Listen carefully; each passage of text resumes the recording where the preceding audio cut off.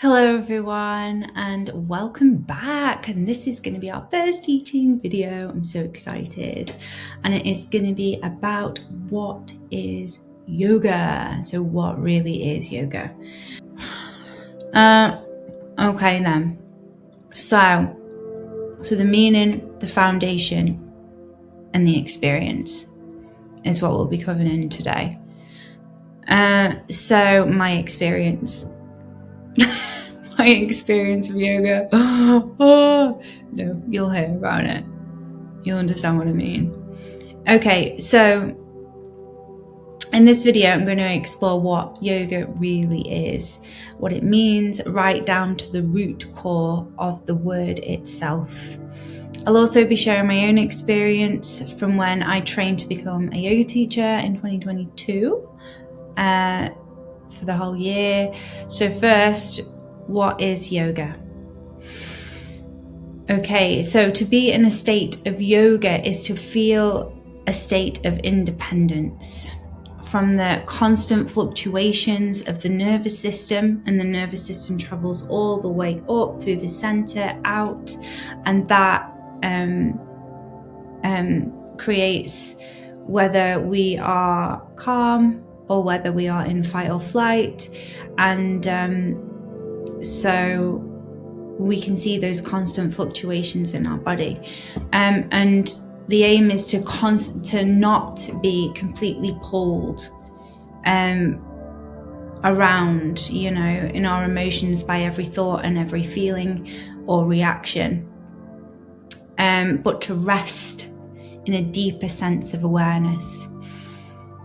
Yoga is a transformation that happens from within. A remembering of who we truly are. The word yoga means union, the coming together of an individual self with a higher consciousness, a wholeness, a oneness, of what we can label it as the individual self with a higher consciousness, but it's just like we're all as one, and it's recognizing that is how I would say that. So in Sanskrit, the word yoga comes from the root yuj. My pronunciations, I don't know. So, because it could be different, because I feel like everyone pronounces everything very differently. When I listen to things, I was like, I didn't get to what it sounds like that. Okay, so, but basically, what it means to yoke or to join or to unite. So yuj, which means to yoke, to join, or to unite. And this can be understood as the mind and body coming together. Our thoughts and actions are aligning. So, and a deeper connection to purpose and awareness within oneself. So a deeper connection to purpose and awareness. And we're always like, what is our purpose? Which is another video that I will be doing very soon. And awareness, which is another video I'll be doing. But essentially, what is our purpose and what is awareness? And yoga brings those together. So we eventually, with continuous practice, start to reveal those deeper truths and meanings and questions that we've been asking for a long time. And it starts to unravel, and it starts to come to the surface, and then we smile because things are starting to actually align. And it's a beautiful and can be a difficult process, because maybe we have to face things like I did that I was definitely not wanting to face, or not realizing that I wasn't facing them. So the awareness of that came during the process of the practice. So symbolically, a yoke, which we just found out means to join or to unite, it represents alignment. So everything moving in the same direction. It represents discipline, staying connected even when things feel difficult, and ultimately unity instead of inner conflict. So it's the alignment and it's the oneness of all things. So there's no inner conflict, there's no argument, let's say, within ourselves about ourselves or another, or anything. It brings that togetherness. So in a simple way, yoga is a process of bringing yourself into unity, where everything within you begins to work together rather than feeling pulled in different directions. So it brings you that stability and the ability to be able to walk forward in strength, in awareness, in understanding, with intent and integrity.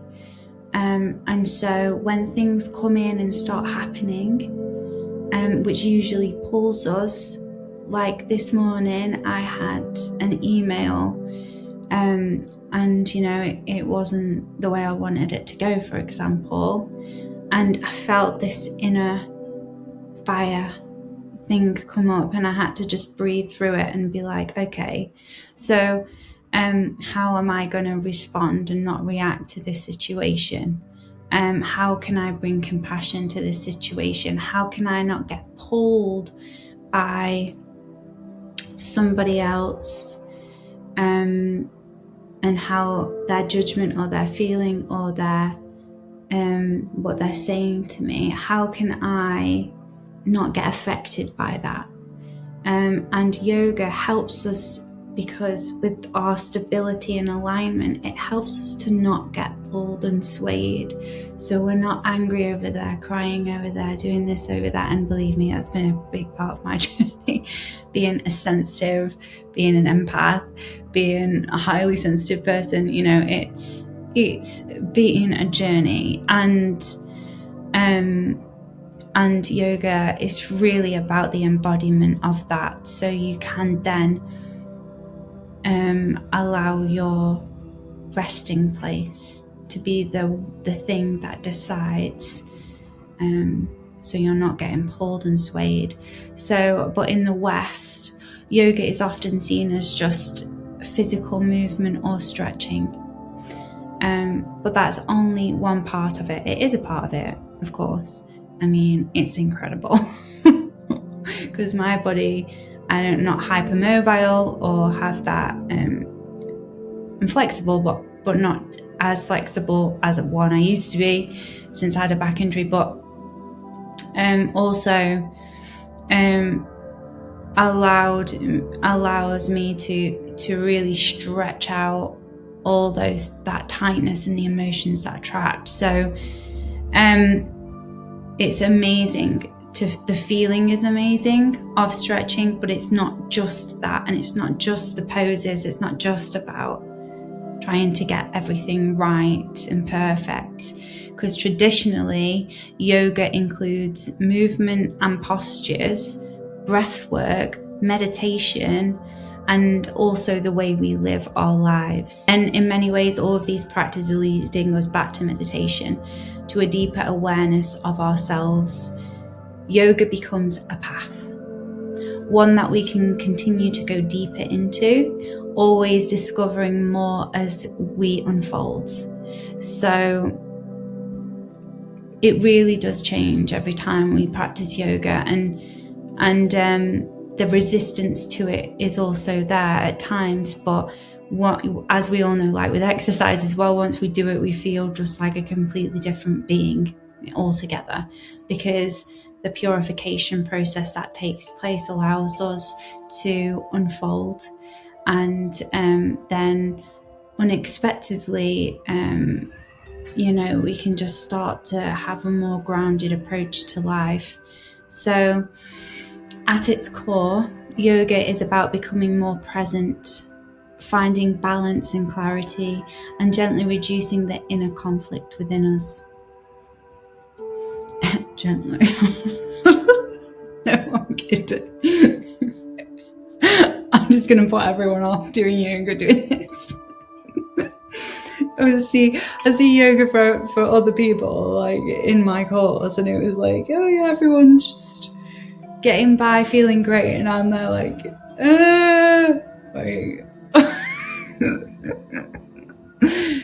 crazy, honestly.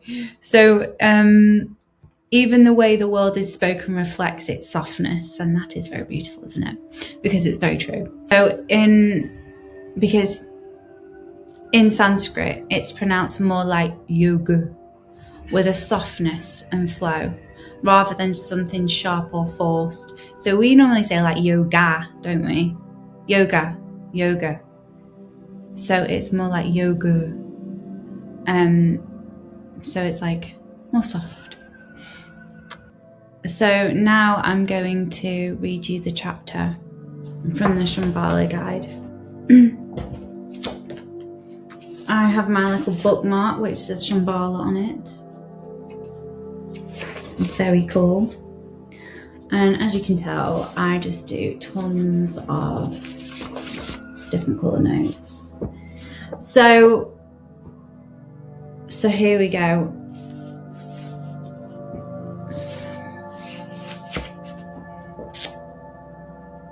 From the broadest possible perspective, all the various yogic approaches, and there are many, have the same overall purpose. That purpose is to help the spiritual practitioner transcend the ego personality or the lower self, so that he or she may realize the higher reality. And people may be like, what is going on there? But when you start to practice, you really do understand what this means, because when you experience, through the experience, that you gain that real wisdom. Whether it is conceived as the transcendental self or as the divine, the god or goddess, this spiritual realization is not necessarily understood in the same way by the various branches of yoga. However, even though the schools of yoga may differ in their preferred method and also in their interpretation of the nature and the ultimate spiritual realization, all these differences can be regarded as creative variations of the same fundamental theme. They are all designed to lift the individual out of his or her ordinary perception of relationship to the world. How we perceive things determines how we relate to them. So it's changing that perspective. And in turn, how we relate to things feeds back into our perception of them. In other words, there is a close relationship between our thoughts and actions, our attitudes and behavior. Thus, if we perceive a situation to be threatening, we are apt to fight or take flight. The Sanskrit texts employ the classic example of a person running away from a snake, when in reality it is only a rope. On the other hand, if a child thinks of a stranger as kind or well-meaning, he or she is likely to respond to the stranger with trust. That may prove misplaced or even fatal. Finally, if we truly understand that our material life is inherently limited, and the pleasures we derive from our body and mind are likewise limited, merely temporary, and certainly not ultimately fulfilling, then we can open ourselves up to the possibility of a new perception, that happiness is independent of our nervous system and the stimuli that can excite it. This is indeed the great message of all forms of yoga.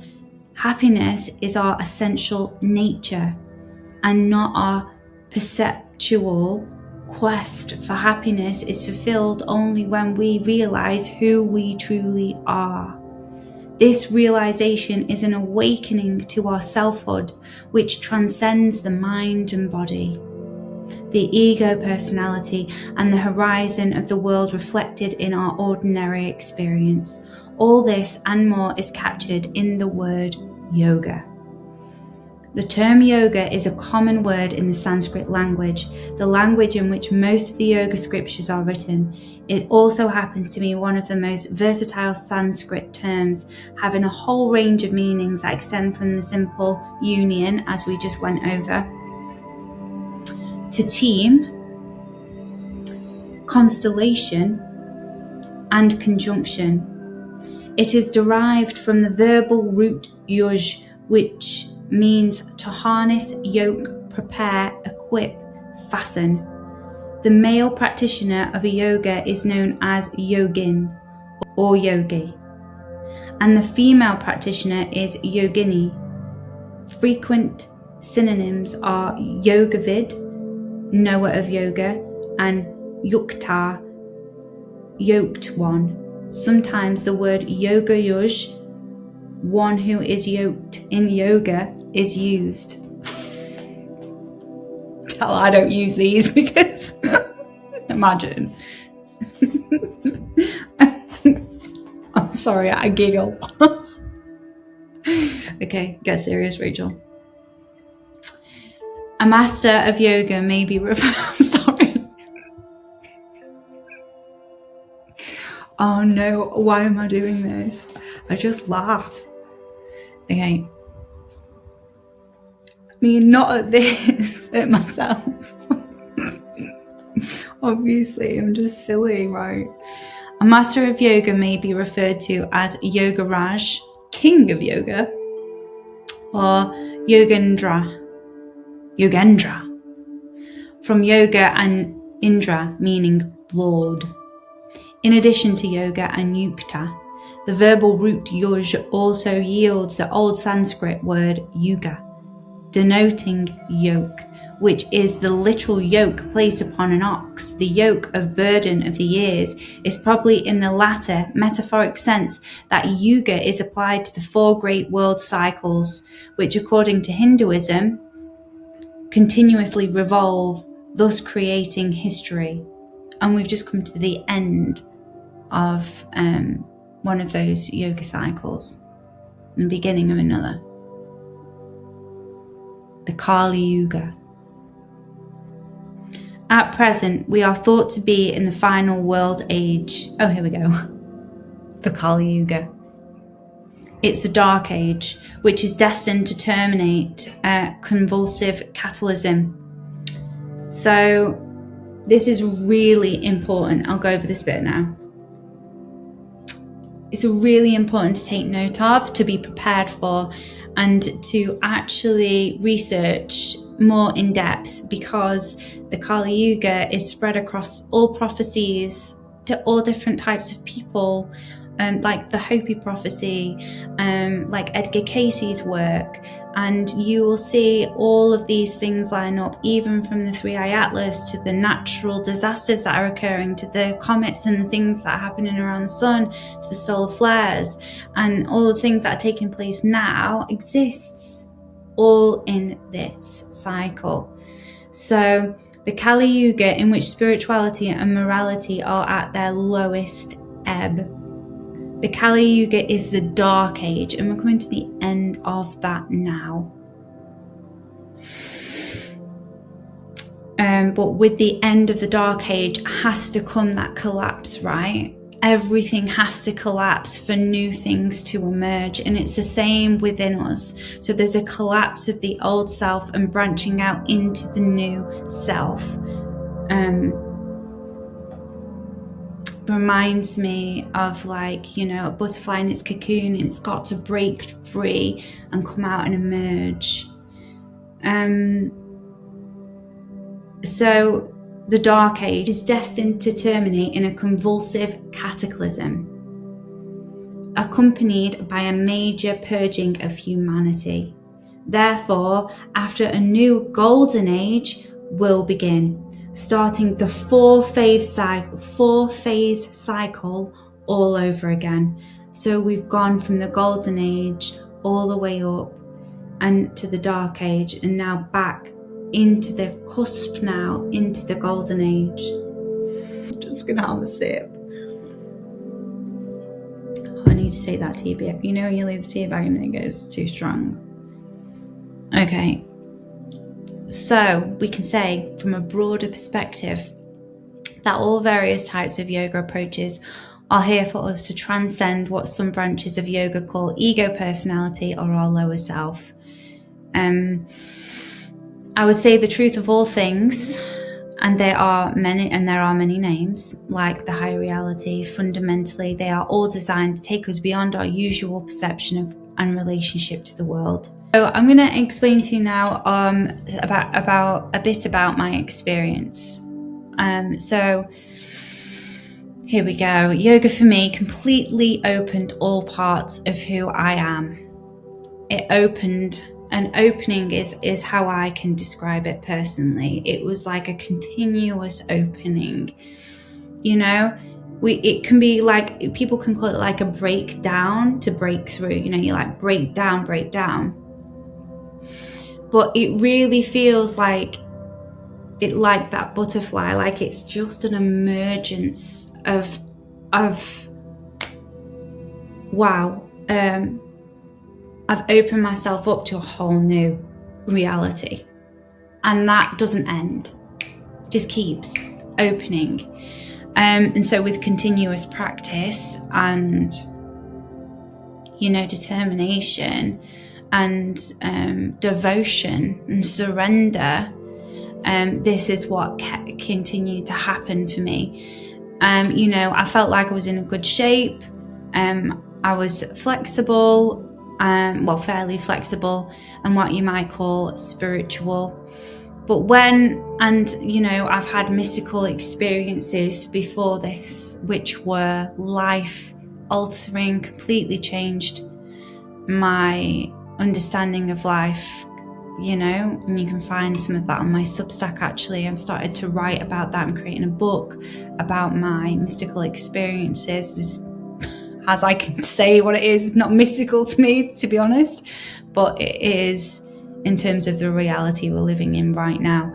And so this can all come and be a part of it as well, but I really do think it's what your intention is. And I am obsessed with the other world. So some people, it might be, you know, health or finance or whatever.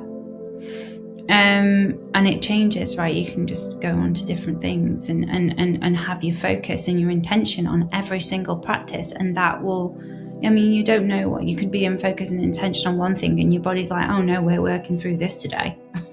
And so suddenly something arises and, oh my gosh, this memory or this thought, and you're working through it suddenly, you know? So because of all of this, and when I began my teacher training, within the first few days, I actually don't know, it's probably the first day, to be honest, I was in tears. So, and I didn't cry, you know, in front of anyone before. I tried to hold myself in. You know, I cried at home if I needed to, but it just felt like I always chose to be optimistic about everything. And I didn't realize while doing that, I was simultaneously pushing down the things that, like who I truly am type of thing. Like I was pushing down my own thoughts and feelings about situations and wasn't treating myself with enough kindness or seriously enough to take positive actions more for myself, I think, at that time. And I was allowing myself to be treated unfairly or in my life in general, and in every possible avenue, to be honest. And it was I was exhausted at that time, but I was also so excited, and it was all very new time, different, lots of things happened all at once. And so a lot for me came to the surface. And then when you practice and go through it, it might happen for you, but just know that it's all a part of the process. So I started to cry, and I'm crying in front of everyone in the group. And that is like, I couldn't hold it in. My body just needed to express and let it all be free, you know. And even though I tried to silence it, it would just be floods coming down constantly. Because the person who I knew inside wasn't coming out, and that's been the whole my whole process of my whole life, restricting myself from what I know to be true, or from actually what I want.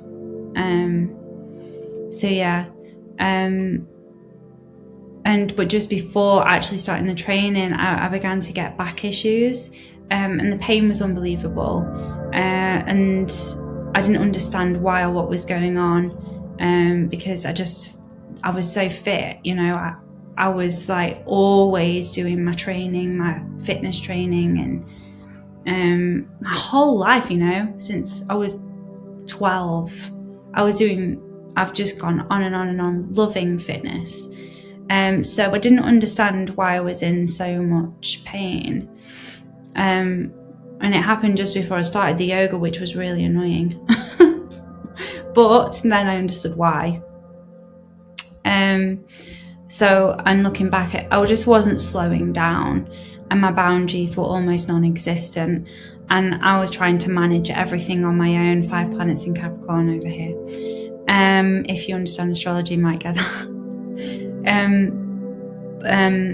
But I was under a huge amount of stress. My meditations felt serene and powerful. My body was clearly not okay. So I could go up there and I could travel, right? I'd be happy up there. I have all these experiences, wonderful. Meditation has always been my everything to go to. It was where took me away from all of this other stuff, basically. So people may use alcohol use meditation at this point. Anyway, beforehand I didn't. Like when I was younger, obviously. I was consistent with everything: meditation, workouts, routines, walks, hikes.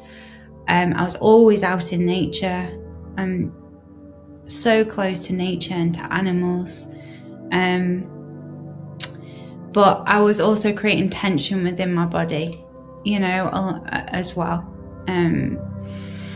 Alongside this, I was caring for my dad. I was lifting, and it was when I was lifting his electric wheelchair by myself. Gosh, it's heavy.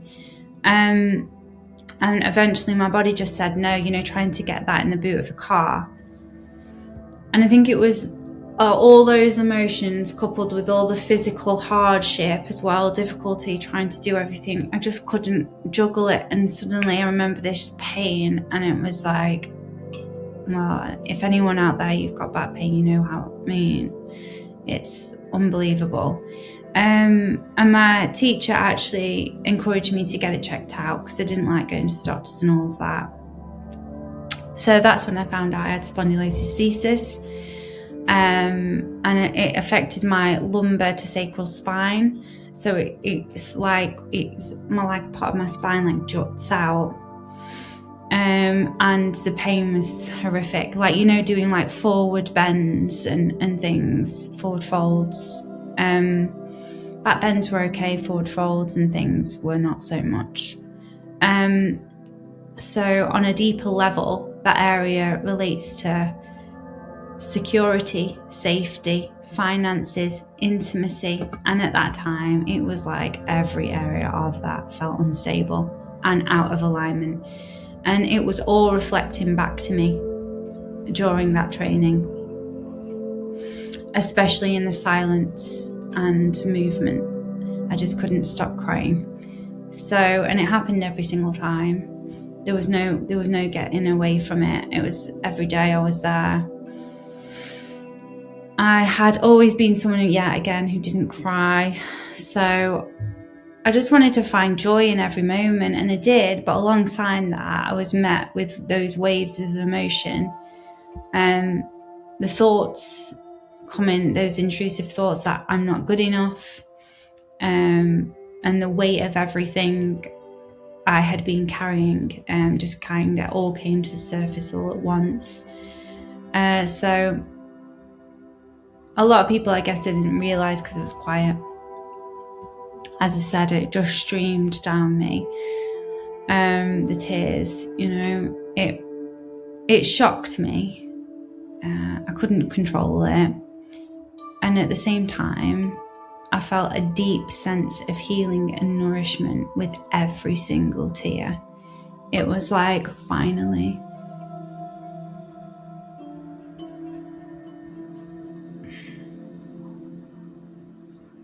The process was deeply transformative. The clarity just rushes in.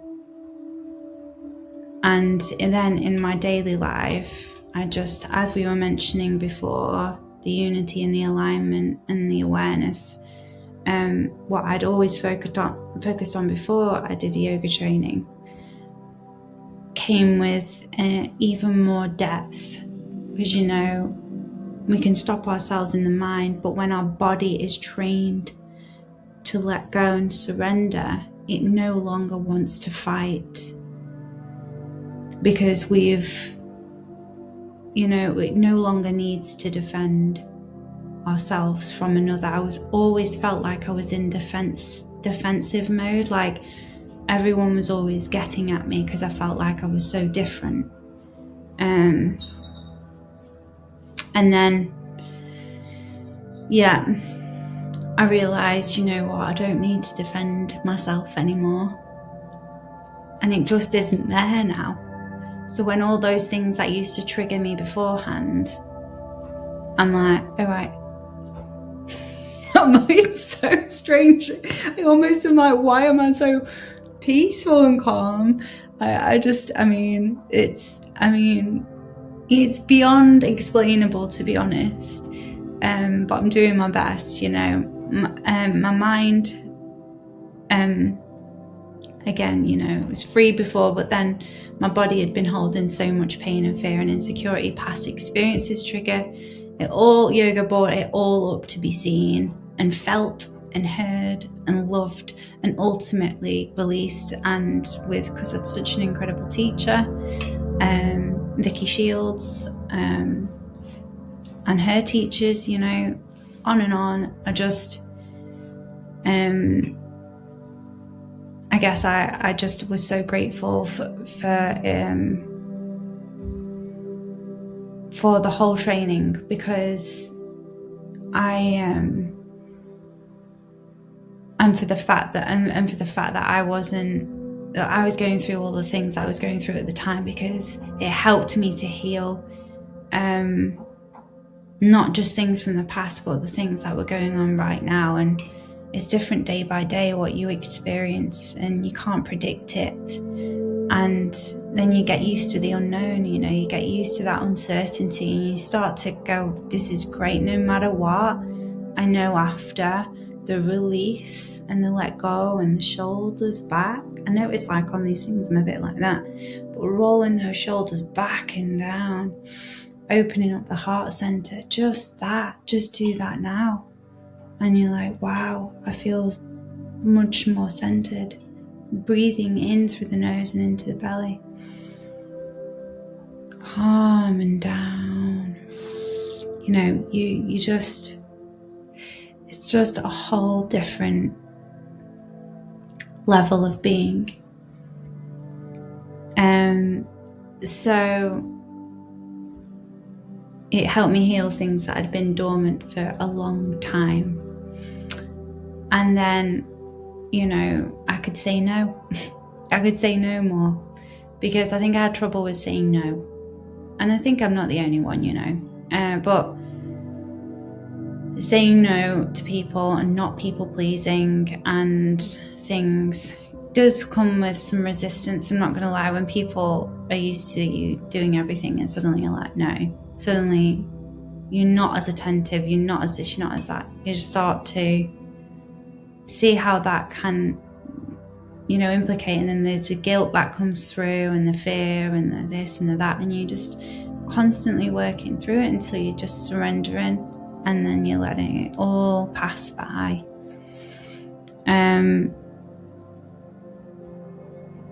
So I say turning everything into love, because we can let it go, but it's really when we actually recognize it and turn it to love, so it transforms, because nothing's never destroyed, is it? Because everything's energy. So it's when we transform it, and that when that hit for me, it meant for me to turn towards love, and that's why my whole brand is this, And it made me ask for support. Oh, 4444, I knew it. Okay, it's gonna cut down now. I've got a lot to cut out anyway, so. I realised that I am enough. I don't need to do everything alone, I can ask for support. I'm enough without needing to constantly try harder or please others. I've always been authentic, but I can now see where I was overgiving and doing too much. This journey led me into more integrated, embodied, and intentional version of myself, with a much deeper sense of integrity, and I underline integrity because that's really what matters. Yoga expanded my awareness, deepening my meditation, mindfulness, and understanding of spiritual philosophy. Those elements were already within me, but yoga brought a unique kind of healing. It allowed imbalance and disease, to come back into harmony, creating a more whole and grounded version of myself, more connected to each thought, action, and my relationship to something greater. All parts of me began to realign. I developed a more loving and honest relationship with myself and those around me. Honestly, the more we love ourselves, the more we can love another, As I became clearer and more grounded, more aligned, the things in my life that didn't match, the energy, the people, the places, the patterns, it naturally began to fall away. And I think that's a huge part of it. I think can sometimes then feel alone, or then feel confused by why things are just drifting apart. People are fading away. Patterns are that we're used to having, triggers we're used to having, slowly dying. It's almost like, we're kind of used to it. So why aren't we having that anymore? There's that, and that shakiness, which I think the whole world's going through at the moment, is that the collective shakiness, as well. It's all slowly dissolving. So it's just allowing it to dissolve, knowing everything passes by, nothing will remain the same. Everything changes, and the only constant thing is change. So, and alongside of this, my body healed too. Like, I was able to do things I wasn't able to do at the start of the yoga course. By the end of it, I was able to do that, and I was able to not only just do it, but without pain. And I couldn't feel the pain. At first, I couldn't even move off my sofa or anything. I was, the pain. And I didn't want to be a burden. And I felt like such a burden, because I was like, what? I just thought I would, hardly speak. And I felt like, oh my gosh, I felt like all the things that revolved around me, because I couldn't even put my foot up on a wall without crying, honestly. And that's how much stress and pain was stuck in my psoas, in my hip area and all the way up through.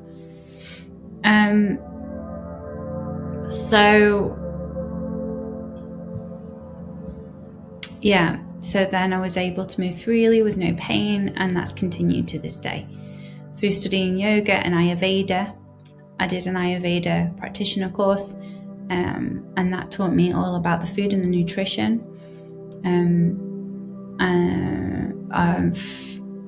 Of how to give my body what it needs, and medicinally as well. And that's transformed me. That's another video. And now I understand what my body truly needs. Honestly, you can heal yourself. You really can. So with that is the whole video on what is yoga and my experience. And I hope that's helped. And please keep coming back. Hope you enjoy it.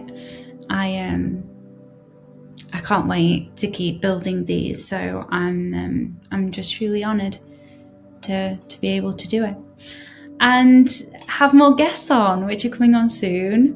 And okay then. Well, again, I have the other YouTube channel, so please don't get confused.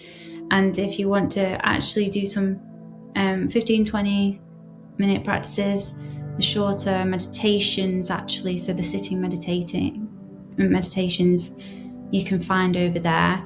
And then if you want to go deeper, you can go and check out my website, which will be in the description box below, and that has all my longer ad-free. You can download it. So night practices, longer hour meditations, and different types of practices, and my astrology. If you would like an astrology reading, I'm also an astrologer, and you can find all the different readings that I have. I can give you a complete document of your full natal chart or progress chart, or I can do a recording for you.